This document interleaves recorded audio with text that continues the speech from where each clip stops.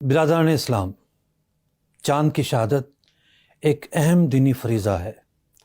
اس دینی فریضہ کی ادائیگی کو مکمل بنانے کے لیے رؤیت ہلال کمیٹی اپنے فرائض انجام دیتی ہے۔ بعض اوقات ایسا ہوتا ہے کہ چاند کے اعلان میں تاخیر ہو جاتی ہے، بڑی تشویش پھیل جاتی ہے، کب ہوگا کب ہوگا کب ہوگا، اور اعلان کبھی لیٹ ہو جائے تو طرح طرح کی باتیں بھی ہوتی ہیں۔ آخر یہ لیٹ ہوتا کیوں ہے؟ چاند کی سائنسی پوزیشن ہمیشہ ایک جیسے نہیں ہوتی۔ کبھی چاند جو ہے زمین سے دوری پر ہوتا ہے اور کبھی زمین سے قدر نزدیک ہوتا ہے۔ کبھی چاند پر جو سورج کی روشنی پڑ رہی ہے وہ زیادہ پڑ رہی ہوتی ہے، یعنی مون ویزیبلٹی زیادہ ہوتی ہے، اور کبھی کم پڑ رہی ہوتی ہے۔ اسی کے نتیجے میں ہمیں چاند باریک نظر آتا ہے۔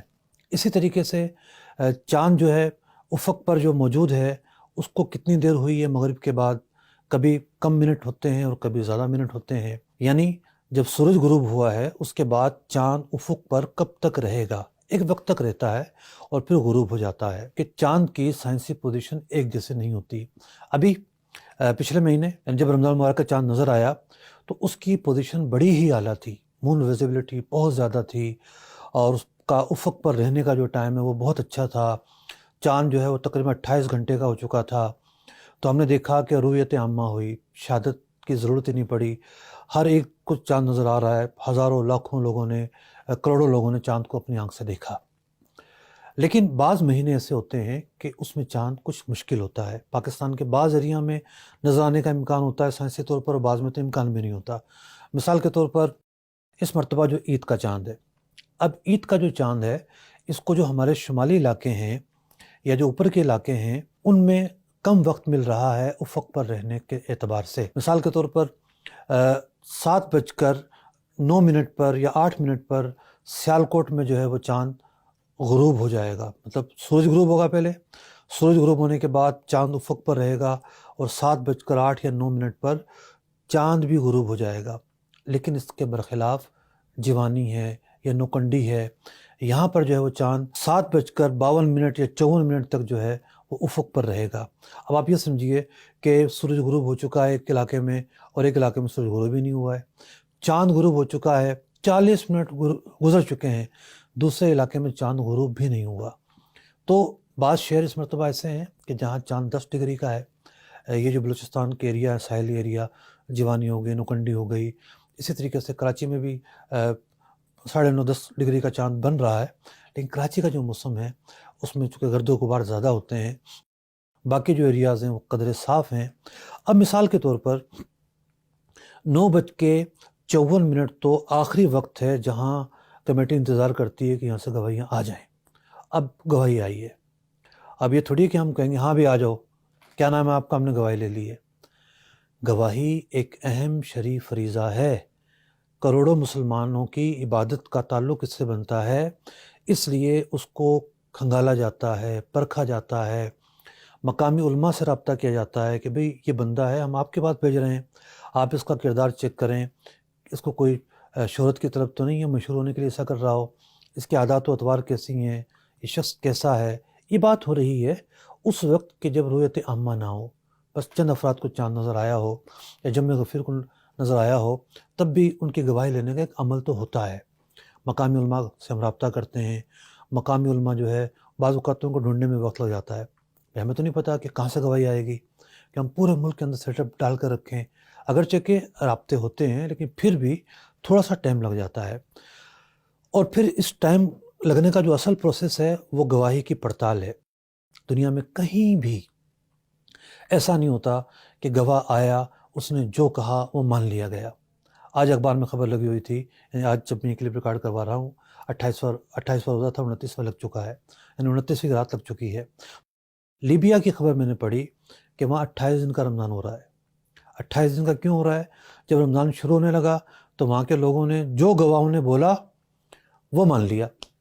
تو جو گواہوں نے بولا وہ نہیں مانا جاتا ہے، سوالات کیے جاتے ہیں، ٹیکنیکل سوالات کیے جاتے ہیں، کمیٹی کا آپس میں مشاورتی اجلاس ہوتا ہے، فنی ماہرین کمیٹی میں موجود ہیں، اسپارکو سے تعلق رکھنے والے، موسمیات سے تعلق رکھنے والے، وزارت سائنس سے تعلق رکھنے والے، وہ اپنی فنی آراء دیتے ہیں، پھر ان گواہیوں کا خلاصہ ہوتا ہے، اور پھر جا کے اعلان کیا جاتا ہے۔ تو میں آپ کے سامنے ایک مثال رکھنے لگا ہوں کہ بھئی دنیا میں جہاں پاور ہوتی ہے اور سب کام تیز ہو جاتے ہیں، دنیا کے اندر کئی صدور ایسے ہیں بدقسمتی سے جن کو قتل کر دیا گیا اور مجمع عام میں قتل کر دیا گیا، سب کو پتہ ہے قاتل کون ہے، تو کیا اگلے دن پھانسی دے دے گی اسے؟ نہیں، مسئلہ کورٹ میں جاتا ہے، کورٹ گواہوں کو بلاتا ہے، ہزاروں لوگوں نے دیکھا ہو قاتل کو، تب بھی جج جو ہے، قاضی جو ہے، گواہوں کو بلائے گا، گواہوں کو بلانے کے بعد پھر تجزیہ کرے گا، پھر گواہوں کو سنے گا، گواہوں پہ جرح ہوگی، پھر جا کے فیصلہ ہوتا ہے، اور پھر جو ہے وہ مجرم ہے وہ پائے انجام تک پہنچتا ہے۔